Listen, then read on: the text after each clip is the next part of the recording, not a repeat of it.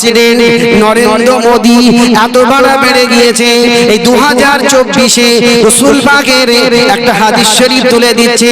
কি হাদিস শরীফ? আন-নিকাহু মিন সুন্নতিহি ফাকাদ হাব্বানি। এই হাদিস শরীফটা ভারতের মাটি থেকে তুলে দিচ্ছে। কিছু মহিলাদেরকে বোরকা পরিয়ে দিল্লি সুপ্রিম কোর্টে দাঁড় করিয়েছে। দাঁড় করিয়ে বলছে এর নাম ফাতেমা, এর নাম হাজেরা, এর নাম লুবনা, এর নাম আনিসা।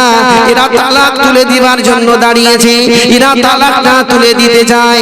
ও ভাইজানেরা, তার 3 দিন পরে হয়তো আপনারা দেখেছেন, আমি কাসেম সিদ্দিকী কলকাতা টিভিতে দাঁড়িয়ে বলেছি, এ নরেন্দ্র মোদি শোনো শোনো, তুমি যাদেরকে বোরকা পরিয়ে দিল্লির সুপ্রিম কোর্টে দাঁড় করিয়েছো, এরা ফাতেমা নয়, হাজেরা নয়, লুবনা নয়, আনিসা নয়, এরা হলো তোমাদের বংশধর, এরা তোমাদের খানদানের মেয়ে। তোমরা সাজিয়েছো।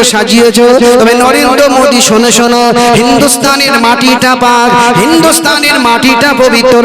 তার একটি মাত্র কারণ, আল্লাহর নবী যেখানে শুয়ে আছেন মদিনার মসজিদ নববী শরীফের ভেতরে, আমার রাসূলুল্লাহ শুয়ে আছেন মদিনার মসজিদ নববী শরীফের গেটটা, আব্দুল আজিজ গেটটা আমার আল্লাহ পাক এই হিন্দুস্তানের জমিনের দিকে আল্লাহ ঘুরিয়ে রেখেছেন। জোরে বলুন না সুবহান। আল্লাহ আমি কোন দিকে মুখ করে আযান দেব? কেন কাবা ঘরের সামনে আছে জান্নাতি দরজা, জান্নাতি দরজা সামনে আছে মাকামে ইব্রাহিম। হযরতে বেলাল ছুটে ছুটে গিয়ে মাকাম ইব্রাহিমের কাছে গিয়ে দাঁড়ায়, আবার ছুটে ছুটে গিয়ে হাজরে আসওয়াদ পাথরের কাছে গিয়ে দাঁড়ায়। বেলাল ছোটাছুটি করে। আমার রাসূলুল্লাহ চিৎকার করে করে বললেন, ও বাবা বেলাল, ছোটাছুটি করো না, আমার কাছে আগিয়ে এসো। আল্লাহ পাক আমাকে কাবা করেছে। ও আমার বেলাল, তুমি আমার চাঁদ মুখের দিকে চেয়েছে, আসরের আযানটা দেওয়া শুরু করো। জোরে বলুন না সুবহান। একটু জোরে হবে। আল্লাহ নবী দাঁড়িয়ে আছেন, বেলাল নবী পাকের মুখের দিকে চেয়ে আযান দেওয়া শুরু করলেন। ওই দিনের বেলালের আযানটা এত সুন্দর হয়েছিল বাবা, কিতাবের মধ্যে পাওয়া যায়। আল্লাহর কাবা ঘর থরথর করে কাঁপে। হযরতে বেলাল আযান দেওয়া শুরু করলেন, আশহাদু আল্লা ইলাহা ইল্লাল্লাহ, আশহাদু আল্লা ইলাহা ইল্লাল্লাহ, আশহাদু আন্না মুহাম্মাদার রাসূলুল্লাহ, আশহাদু আন্না মুহাম্মাদার রাসূলুল্লাহ। হযরতে বেলাল যখন আশহাদু আন্না মুহাম্মাদার রাসূলুল্লাহ যখন বললেন, বেলালের শাহাদাতের আঙুলটা আমার নবী পাকের চাঁদ মুখের দিকে লাচিয়ে বললেন, আশহাদু আন্না মুহাম্মাদার রাসূলুল্লাহ। আল্লাহর নবী জবানে বললেন সাল্লাল্লাহু আলাইহি ওয়াসাল্লাম। ও ভাইজানেরা, আযান যখন শেষ হয়ে যায়, আবু বকর ছুটে আসে, আল্লাহর নবীকে জড়িয়ে ধরে বললেন, ইয়া রাসূলুল্লাহ, ইয়া হাবিবাল্লাহ। বেলাল আযান দিলেন, আশহাদু আন্না মুহাম্মাদুর রাসূলুল্লাহ। আপনি জবানে বললেন সাল্লাল্লাহু আলাইহি ওয়াসাল্লাম। হুজুর বেয়াদবি মাফ করুন, এটা তো আপনারই নাম, আপনার নামের শেষে আপনি নিজে বলছেন সাল্লাল্লাহু আলাইহি ওয়াসাল্লাম। আল্লাহর নবী ওই সময় বলেছিলেন, ও বাবা আবু বকর, হযরতে বেলাল যখন আশহাদু আন্না মুহাম্মাদুর রাসূলুল্লাহ যখন বলল, আমি রাসূলুল্লাহ নিজের কানে শুনতে পেলাম। আমার আল্লাহ পাক 7 তবক আসমান থেকে তিনিও চিৎকার করে করে বললেন সাল্লাল্লাহু আলাইহি ওয়াসাল্লাম। আল্লাহ যখন বলতে লেগেছে, আমি রাসূলুল্লাহ থাকতে পারলাম না, আমিও চিৎকার করে করে বললাম সাল্লাল্লাহু আলাইহি ওয়াসাল্লাম। জোরে বলুন না সুবহান। নারে তাকবীর। কি নবী পেয়েছি বাবা, আজকে সেই নবীর উপর অত্যাচার হয়। ও যুবকেরা, নবীর নামে কার্টুন তৈরি করছে, নবীর ছবি তৈরি করে তীর মেরে মারছে, তীর। এই আপনি কোথায় যাচ্ছেন? कहां जाएगा? ये तो अभी शुरू किया हमने और आप चले जा रहे हैं, कहां जाएंगे? सोने के लिए इधर आइए, तो मुसाफा कर लीजिए, आइए इधर आओ। ये लोग कुछ समझ में नहीं आ रहा है, यहाँ ये मुसाफा कीजिए, यहाँ बैठ जाइए। ये आदमी है ना पायजामा है, कहाँ जाएगा? अब ये हमने शुरू किया, वो भाग रहे हैं, जो सो जाएंगे। अरे इतना बिरयानी पकाया है, देखो ना, वो बिरयानी के जो पतली है पतली वो आंख मार रहे চোখ মারছে যে কখন আমাকে দিবে আর ইনি পালাচ্ছে বাবা আমি কাসেম সিদ্দিকী এসেছি আপনারা সবাই খুশি তো নাকি দেখি কারা কারা অখুশি একজন দুজন তিনজন চারজন পাঁচজন ছয়জন সাতজন 50-60 জন হাত তুলে বললে হুজুর আমরা অখুশি কি গো চলে যাব আর কারা কারা খুশি এখন তো খুশি মাশাআল্লাহ নারে তাকবীর আর এই 50-60 জন হাত তুলে বললে হুজুর আমরা অখুশি এরা বুঝতে পারছে না থুককুড়ি থুককুড়ি স্লিপকে হাত উঠে গেছে মুসলমান বোঝে না সোজে না শুধু মাঝে মাঝে হাত তুলে ফেলে বলে ছুটছিস কেন বলে হুজুর ও ছুটছে ও ছুটছে মানে ইও ছুটছে ও জানে না কেন ইও শালা জানে না কেন ছুটি যাচ্ছে মুসলমান বোঝে না সোজে না শুধু ছুটছে আর যেই দিন মুসলমান বুঝে শুনে ছুটবে আর বুঝে শুনে শাহাদাতের আগুনটাকে টিপবে সেই দিন পশ্চিম বাংলার অর্ধেক ক্ষমতা আল্লাহ মুসলমানদের হাতে তুলে দিবে জোরে বলুন না সুবহান একটু জোরে হবে না বুঝতে হবে কি বলছে আগে শুনতে হবে आगे पहले समझो क्या बोल रहे हैं उसके बाद हाथ उठाओ ए जुबागेरा जुबागेरा ओ भाईजानेरा নবী পাককে মুহাম্মদ করতে হবে রাসূল পাককে ভালোবাসতে হবে আমার নবী হিন্দুস্তানে আসে না আমার হাবিবুল্লাহ হিন্দুস্তানে আসে না এই যুবকেরা আমার রাসূলুল্লাহ হিন্দুস্তানে কলমার দাওয়াত দিতে এসেছিল না আসেনি জোরে বলে আমার রাসূলুল্লাহ হিন্দুস্তানে আসে না আমার নবী ইরাকে গেছে দামাস্কাতে গেছে সিরিয়াতে গেছে লিবানে গেছে আল্লাহর নবী বহু দেশে দেশে গেছে নবী আমার হিন্দুস্তানে আসে না আল্লাহর নবী ইন্তেকালের কিছুদিন আগে আবু বকরকে কাঁদতে বলেছিলেন ও বাবা আবু বকর আমি রাসূলুল্লাহ আমার হিন্দুস্তানে যাওয়া হলো না তবে আবু বকর রে আমি রাসূলুল্লাহ যখন ইন্তেকাল করব তুমি আমাকে কবরে শোয়াবার সঙ্গে সঙ্গে আমি রাসূলুল্লাহ আমার এই চেহারাটা আল্লাহর কাবা ঘর থেকে ঘুরিয়ে হিন্দুস্তানের জমিনের দিকে ঘুরিয়ে দিবে আমি রাসূলুল্লাহ কবরে শুয়ে থাকব কিয়ামত পর্যন্ত হিন্দুস্তানের মুসলমানদের জন্য আল্লাহ পাকের কাছে দোয়া ফরিয়াদ করব জোরে বলুন না সুবহান ও ভাইজানেরা আবু বকর কাঁদতে বললেন ইয়া রাসূলুল্লাহ ইয়া হাবিবাল্লাহ আপনি হিন্দের কথা কেন বললেন হিন্দুস্তানের কথা কেন বললেন আল্লাহর নবী কাঁদতে বলেছিলেন ও বাবা আবু বকর হিন্দুস্তানের মাটির কথা কেন বলেছি আল্লাহর কাবা ঘরের দরজা ওই জান্নাতি দরজাটাকে আমার আল্লাহ হিন্দুস্তানের জমিনের দিকে ঘুরিয়ে রেখেছেন জোরে বলুন না সুবহান ও বাবা আবু বকর হিন্দুস্তানের কথা কেন বললাম কেন হিন্দুস্তানের মাটিতে একটা নয় দুটো নয় 12টা নবী আলাইহিস সালাম শুয়ে আছেন জোরে বলুন না সুবহান একটু জোরে হবে না 12টা নবী শুয়ে আছে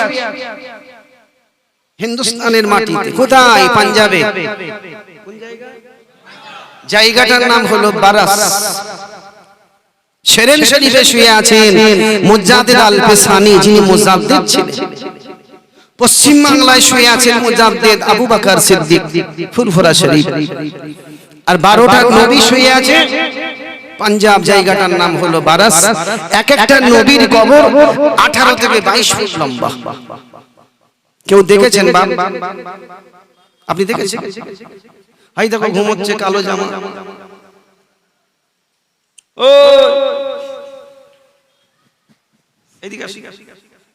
ए आइए इधर आइए हम बुला रहे हैं इधर ए आप नहीं आइए सामने बसो ए दिखा से আমি কি হাজাম নাকি এত ভয় খাবার কি জওয়ান ছেলে এত তাড়াতাড়ি ঘুমোলে কি সর্বনাশ হয় বউ পালাবে এদিকে উঠে এই দেখো পাগল ছেলে সবে 10টা বাজে 11টা বাজে ঘুমোচ্ছে এদিকে यहां बैठ जाइए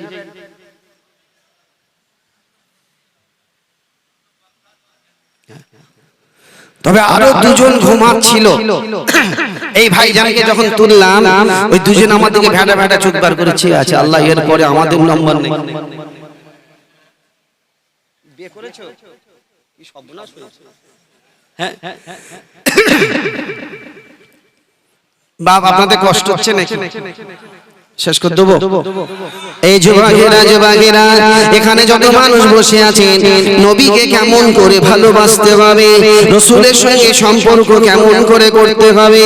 ও ভাইজানেরা, আজকের আপনার বাড়িতে কোরআন আছে, নামাজ আছে, তাসবিহ আছে, কোথা থেকে পেয়েছি? উহুদের ময়দান থেকে পেয়েছি। আর এই উহুদের যুদ্ধের ময়দানে আমার রাসূল পাকের একটা নয়, দুটো নয়, 70টা সাহাবা শহীদ হয়েছিল। 70টা সাহাবা শহীদ হয়েছিল।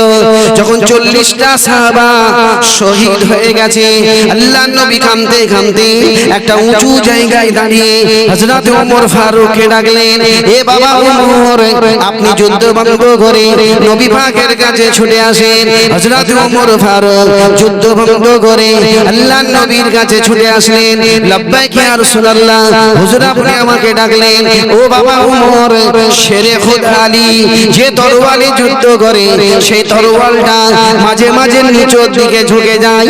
আর আলী তরোয়াল যদি ঝুঁকে যায়, হামজা তরোয়াল ঝুঁকে যাবে, খুবাইরের তরোয়াল ঝুঁকে যাবে, আমি রাসূলুল্লাহ হইতে হেরে যাব। ও বাবা ওমর, তোমার ডান হাতে যে তরোয়াল আছে, সেই তরোয়ালটা জমিনে ফেলে দাও। তরোয়ালটা জমিনে ফেলে দিয়ে রাসূল পাকের চাঁদ মুখের দিকে তাকিয়ে তাকিয়ে আল্লাহর নামে তাকবীর দাও, তাকবীর। হযরত ওমর ফারুক ডান হাত থেকে তরোয়াল ফেলে দিয়ে রাসূল পাকের চাঁদ মুখের দিকে তাকিয়ে তাকিয়ে আল্লাহর নামে তাকবীর দিতে লাগলেন। সেই তাকবীরের আওয়াজে আল্লাহ পাক কবুল করে নিয়ে সাত তবক আসমান থেকে হাজারে হাজারে ফেরেশতাদেরকে উহুদের মাটিতে নামিয়ে আল্লাহ পাক আমার রাসূলকে জয় করিয়েছিলেন। 70টা সাহাবা শহীদ হয়েছিল বাবা। ও ভাইজানেরা, আল্লাহর নবী 70টা সাহাবাকে টেনে টেনে টেনে টেনে টেনে টেনে মদিনা শরীফে নিয়ে আসলেন। কারোর পেট কাটা, কারো হাত কাটা, কারো গর্দান কাটা, কারো কোমর কাটা, কারোর পা কাটা, এইভাবে 70টা সাহাবাকে টেনে টেনে মদিনা শরীফে নিয়ে আসলেন। আবু বকর কাঁদতে কাঁদতে বললেন, ইয়া রাসূলুল্লাহ, ইয়া হাবিবাল্লাহ, এই 70টা সাহাবাকে মদিনার কোন জায়গায় রাখা হবে? আল্লাহর নবী কাঁদতে কাঁদতে বলেছিলেন, ও বাবা আবু বকর, এই 70 জনকে মদিনার এখানে সেখানে রাখা যাবে না, যাবে না। এর বাড়ি তার বাড়িতে রাখা যাবে না, যাবে না। কেন? আল্লাহ পাক এই 70 জনকে দুনিয়াতে জান্নাতি জান্নাতি বলে ঘোষণা করে দিয়েছে। জোরে বলুন না সুবহানাল্লাহ। 70 জন তো জান্নাতি, জান্নাতি না? ইসলামের জন্য শহীদ হয়েছে। আল্লাহর নবী 70টা সাহাবাকে মদিনার মসজিদ নববী শরীফের ভেতরে রাখলেন।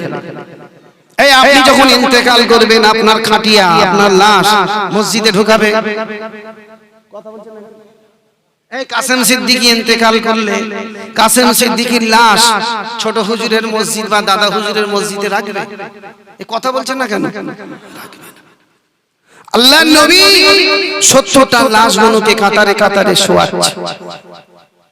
আচ্ছা বলুন তো, আপনার গ্রামে 10টা লাশ যদি আসে, আশপাশে গ্রাম থেকে লোকজন আসবে না যে 10 জন মারা গেছে? আল্লাহ না করে। আর মদিনা শরীফে রাসূল পাকের দরবারে 70টা লাশ এসেছে, আশপাশে গ্রাম থেকে লোকজন আসবে না? কথা বলছেন না কেন? 70টা লাশ মদিনা শরীফে রাখা আছে। আল্লাহর নবী কাতারে কাতারে লাশগুলোকে শোয়াচ্ছে আর রক্তগুলোকে মুছছে, রক্তগুলোকে কাপড় দিয়ে মুছছে। মুছতে মুছতে বলছে, বাবা আবু বকর, আমি সবাইকে দেখতে পাচ্ছি, আমার ওসমান জ্ঞানী কোথায় গেল? ওসমান জ্ঞানী, জ্ঞানী মানে তো ধনী ব্যক্তি, ধনী ধনী। আবু বকর বলছেন, ইয়া রাসূলুল্লাহ, ওসমান জ্ঞানী মদিনার বাজারে গেছে। কেন বাবা? বলে হুজুর কাফনের কাপড় কিনতে গেছে। হ্যাঁ, কাফনের কাপড় কিনতে গেছি। আল্লাহর নবী চোখ দিয়ে পানি পড়ছে টপ টপ করে। আল্লাহর নবী কাঁদতে কাঁদতে বলেন, ওসমানকে এখনই ডাক। এই ওসমানকে ডাকেন। উসমান ছুটে ছুটে আসে, আল্লাহর নবী উসমানকে বুকে জড়িয়ে ধরে হুপিয়ে হুপিয়ে কাঁদতে লাগলেন। কাঁদতে কাঁদতে বলেছিলেন, ও বাবা উসমান, যারা উহুদের ময়দানে ইসলামকে জিন্দা করার জন্য, কোরআনকে জিন্দা করার জন্য যারা শহীদ হয়ে গেছে, আমি রাসূলুল্লাহ এদেরকে গোসল দেব না, কাফনের কাপড় পরাবো না, শুধু জানাজা পড়িয়ে রক্ত মাখা অবস্থায় আমি রাসূলুল্লাহ নিজের হাতে দাফন করব। জোরে বলুন না সুবহান। একটু জোরে বলবেন না? ও ভাইজানেরা, এই কথা শোনার সঙ্গে সঙ্গে একটা সুন্দর যুবতী মেয়েটির বয়স 19 বছর কাঁদতে কাঁদতে আসে, এ মদিনার সাহাবারা, আমার রাস্তাটা ছেড়ে দাও, রাসূলের কাছে যেতে দাও, হাবিবুল্লাহর কাছে যেতে দাও, দয়াল নবীর কাছে যেতে দাও। ওই মেয়েটি কাঁদতে কাঁদতে এসে আল্লাহর নবী কদম দুটো জড়িয়ে ধরে কাঁদে, ইয়া রাসূলুল্লাহ, ইয়া হাবিবাল্লাহ, এই 70টা লাশের ভেতরে আমার একজন স্বামী আছে, যার নাম হলো হযরতে হানজালা রাদিয়াল্লাহু তাআলা আনহু। ইয়া রাসূলুল্লাহ, ইয়া হাবিবাল্লাহ, সবে আমার 3 দিন বিবাহ হয়েছে। ওই রাতটা ছিল আমার বাসের রাত, ওই রাতটা ছিল আমার সোহাগ রাত। আমার স্বামী আমার কাছ থেকে উঠে চলে গিয়ে উহুদের ময়দানে গিয়ে ইসলামকে জিন্দা করার জন্য, কোরআনকে জিন্দা করার জন্য আমার স্বামী শহীদ হয়ে গেছে। ইয়া রাসূলুল্লাহ, ইয়া হাবিবাল্লাহ, হুজুর বেয়াদবি মাফ করো, আমার স্বামী নাপাক আছে, নাপাক আছে, আমার স্বামীর গোসলটা ফরজ হয়ে গেছে, আমার স্বামীর গোসলটা দিতে হবে। আল্লাহর নবী কাঁদতে কাঁদতে বললেন, ও বাবা আবু বকর, ও বাবা ওমর, এই 70টা লাশের ভেতরে দেখো আমার হানজালা কোন জায়গায় আছে, আমার হানজালা নাপাক আছে, নাপাক আছে, আমার হানজালার গোসলটা দিতে হবে। আবু বকর খুঁজতে লাগলেন, ওমর ফারুক খুঁজতে লাগলেন। আমার আল্লাহ পাক গায়েবী আওয়াজ দিয়ে বললেন, ইয়া আমার হাবিব রে, আপনি হানজালাকে খুঁজে পাবেন না, পাবেন না। আমি আল্লাহ পাক হানজালাকে 7 তবক আসমানে নিয়ে এসে আবে কাউসারের পানি দিয়ে হানজালার গোসলের কাজটা আমি শুরু করে দিয়েছি। হানজালা পাক কি না পাক? হানজালা পাক কি না পাক আপনি জানেন না, জানেন না, আমি আল্লাহ কিন্তু জানি। আমার 70টা ফেরেশতা হানজালার গোসলটা দেয়। আপনি জানাজার জায়গায় দাঁড়ান, দাঁড়ান, দাঁড়ান, আমি আল্লাহ পাক হানজালাকে এখনি জানাজার জায়গায় পৌঁছে দেব। আল্লাহর নবী জানাজা পড়াবেন। আবু বকর কাঁদে, ওমর ফারুক কাঁদে, শেরে খুদা আলী কাঁদে। হুজুর একটু দাঁড়ান, দাঁড়ান, আমরা হানজালাকে একটু দেখবো, আমরা হানজালাকে দেখবো। আবু বকর কাঁদতে কাঁদতে বললেন, ইয়া রাসূলুল্লাহ, ইয়া হাবিবাল্লাহ, হুজুর আমার একটু হানজালাকে দেখবো। আল্লাহর নবী বললেন, বাবা আবু বকর দেরি করো না, দেরি করো না, তাড়াতাড়ি হানজালার কাছে যাও।